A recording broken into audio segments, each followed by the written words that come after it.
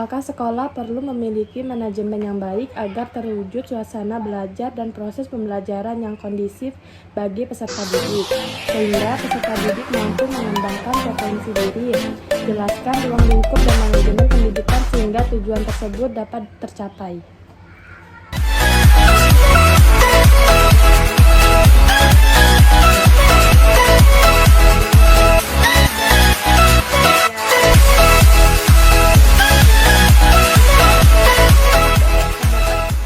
Kurikulum kayak kepala sekolah, misalnya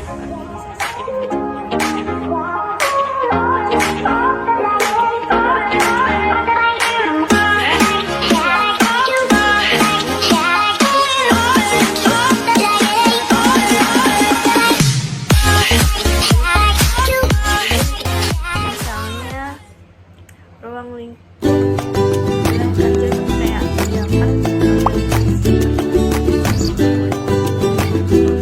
kerja kayak wakil kepala sekolah, juga tujuan manajemen juga membentuk kebijakan para pelajar dengan tujuan meningkatkan pendidikan nasional. Baik, disebutkan Anda adalah kepala sekolah di SMA Pelita Jaya. Sekolah tersebut memiliki jumlah guru yang cukup untuk semua mata pelajaran. Namun, Sekolah Pelita Jaya memiliki kekurangan staf untuk sumber daya dan administrasi sekolah.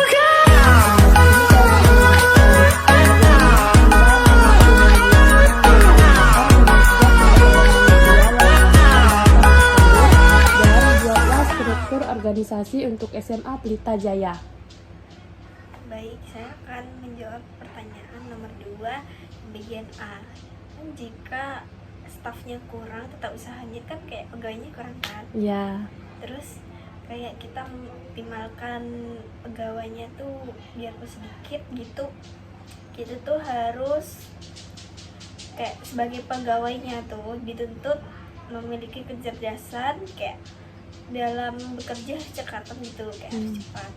Kayak tata usahanya kan kayak dia kan membuat kayak jadwal siswanya, juga dia mengatur organisasinya kayak kepala sekolahnya harus gini kan. Kayak perpustakaan bukunya harus lengkap apa enggak, kayak tata usaha kan kerjanya gitu kan. Nah, kita tuh juga harus misalnya sebagai pegawai itu dituntut harus cekatan, juga harus cerdas dalam melakukan kinerjanya. Terus juga dituntut sebagai karyawan itu juga harus memiliki sifat spiritual, bahkan juga kita tuh harus memberikan kinerja yang maksimal. Saya akan menjelaskan struktur organisasi SMA Pelita Jaya. Di sini ada kepala sekolah dan di sampingnya ada komite sekolah, dan di bawah komite sekolah ada wakil kurikulum, dan kepala sekolah itu terdapat kepala sekolah tata usaha dan dibagi menjadi wakahumas di bawahnya, dan di bawahnya lagi ada sarpas, dan di bawahnya ada guru bimbingan konseling atau BK, dan di sampingnya ada wali kelas, dan di bawahnya ada peserta didik, dan di samping wali kelas terdapat guru mata pelajaran, dan di bawah komite tadi terdapat wakil kurikulum. Saya ingin menanyakan, kan tipe kepemimpinan itu ada 4. Sebagai kepala sekolah, Anda akan memiliki tipe kepemimpinan yang seperti apa? Jelaskan pilihan Anda tersebut. Nah, jadi saya kalau jadi kepala sekolah, saya akan memilih kepemimpinan demokrasi, karena gaya pemimpin demokrasi itu memberi wewenang luas kepada para bawahannya, kayak bawahan itu para sekolahnya. Kemudian setiap ada masalah tuh kayak mengaitkannya bawahannya sebagai suatu tim yang utuh, kayak dia memperlakukannya kayak sebagai tim yang utuh gitu. Kemudian gaya pemimpinan seperti demokrasi itu banyak tentang kayak tugasnya serta tanggung jawabnya kepada bawahannya. Menanyakan bagaimana kelengkapan dan kejelasan input manajemen dapat membantu kepala sekolah mengelola sekolahnya lebih efektif. informasi terbaru menjadi informasi itu di era informasi yang digital. Terus manajemen inventarisasi yang baik. Terus juga proses pendataan siswa, juga proses manajemen. 2017, mutu pendidikan di Indonesia belum merata.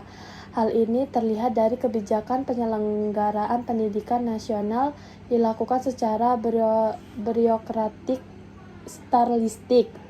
Kebijakan yang dikeluarkan pun terkadang tidak sesuai dengan kondisi sekolah. Selain itu, peran serta masyarakat dalam penyelenggaraan pun masih minim. Jadi di sini saya ingin menanyakan, menurut Anda selain faktor di atas, apa penyebab lain tidak meratanya mutu pendidikan di Indonesia?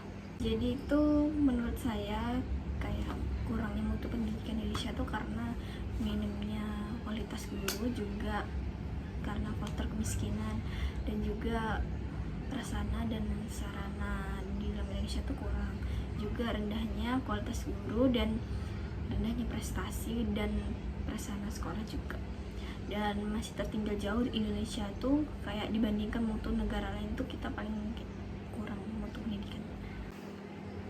Kemudian kelemahan sentralisasi. Terus kelebihannya yang pertama yaitu pemerintah pusat dapat secara langsung mengurusi semua persoalan secara utuh atau langsung di tingkat daerah. Kemudian hematnya penggunaan anggaran negara. Yang terakhir adanya keseragaman dan penyelenggaraan manajemen pemerintah. Kelemahannya adalah keterbatasan dalam inovasi potensi daerah dan beresiko melahirkan pemerintah yang otoriter. Yang terakhir yaitu kekayaan daerah berpotensi tidak dinikmati oleh daerah yang bersangkutan. Kemudian kelebihan dan kekurangan desentralisasi, yang pertama itu rakyat dapat ikut berpartisipasi dan bertanggung jawab di setiap daerahnya. Kemudian sumber daya dan potensi berkembang dengan maksimal. Kemudian peraturan-peraturan yang berlaku bisa disesuaikan dengan kearifan lokal dan karakteristik daerah yang bersangkutan. Kemudian kelemahannya itu akan berpotensi memunculkan sifat kedaerahan.